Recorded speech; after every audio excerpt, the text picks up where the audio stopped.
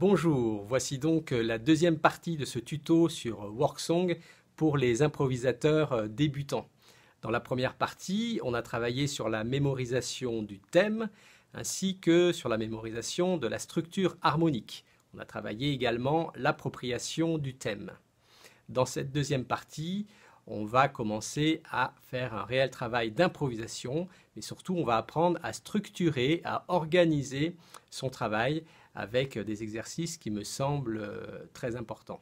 N'oubliez pas que pour ce qui concerne l'improvisation, l'outil principal reste toujours l'oreille.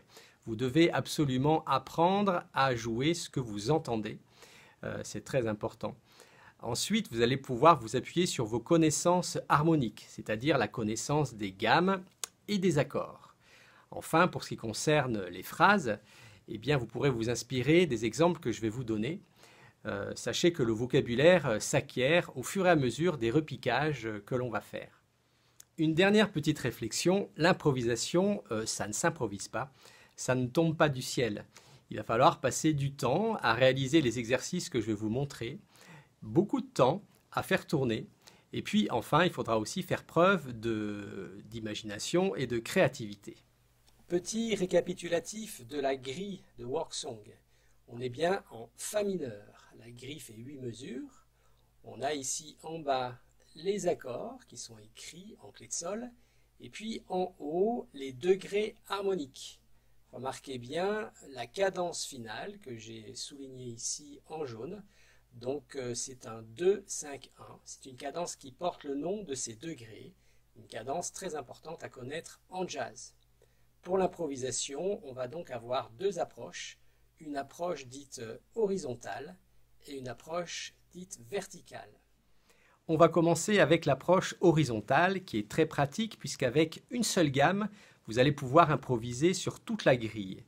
Bon, l'inconvénient quand même, c'est que vous n'aurez pas de point de repère dans la grille. Donc, ce que je vous propose, c'est de travailler soit à deux, avec un qui marque la grille et l'autre qui improvise, soit vous utilisez tout simplement un backing track qui va marquer la grille, comme si vous jouiez avec un orchestre, soit si vous êtes pianiste ou accordéoniste, vous pouvez marquer avec la main gauche la grille et faire ce travail d'improvisation avec la main droite.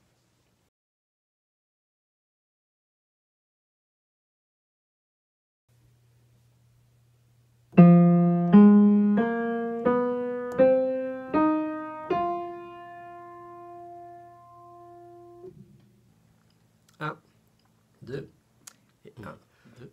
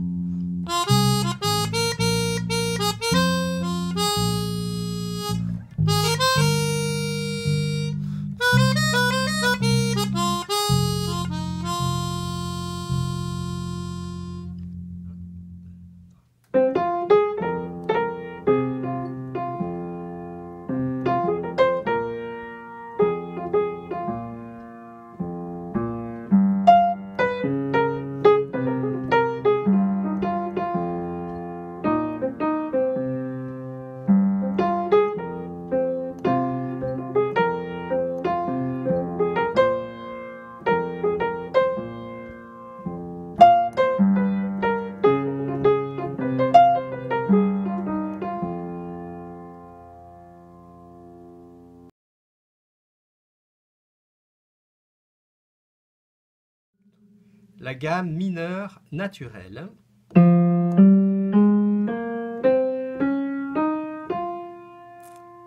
À laquelle on va rajouter un mi bécard qui est la tierce de l'accord de Do.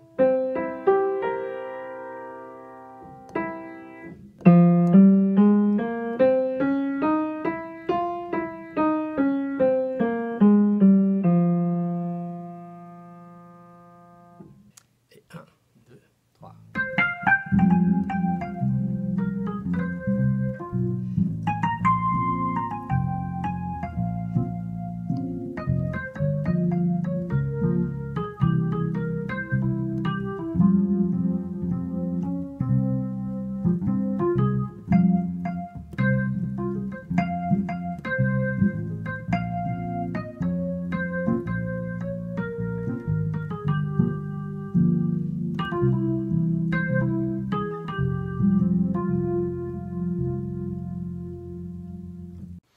On va passer maintenant à l'approche verticale.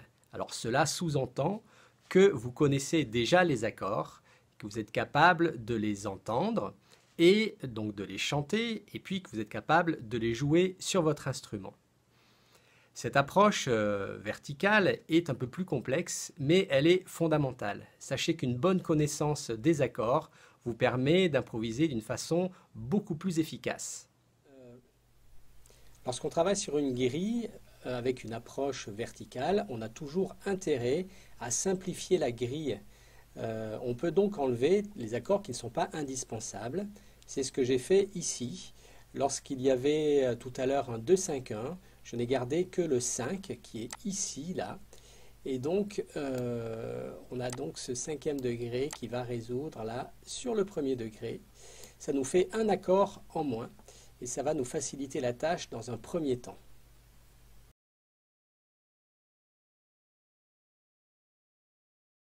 Un, 2, 3, 4.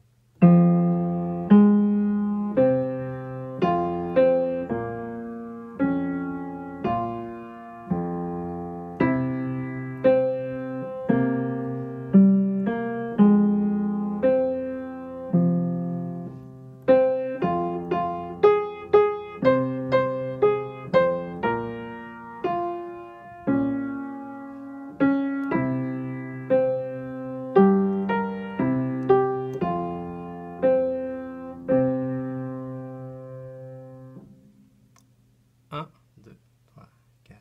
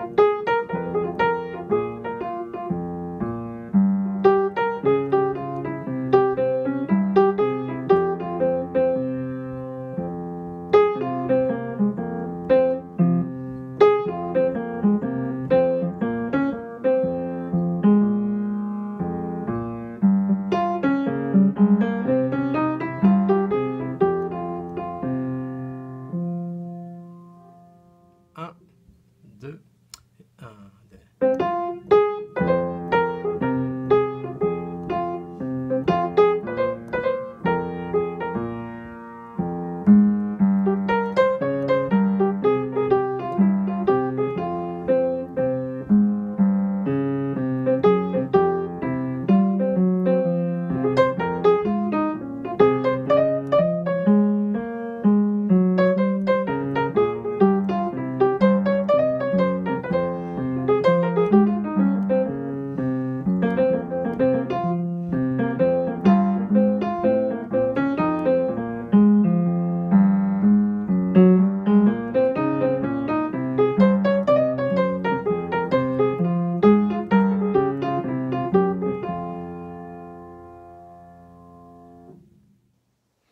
Bon, j'espère que vous avez trouvé du grain à moudre avec ce tuto.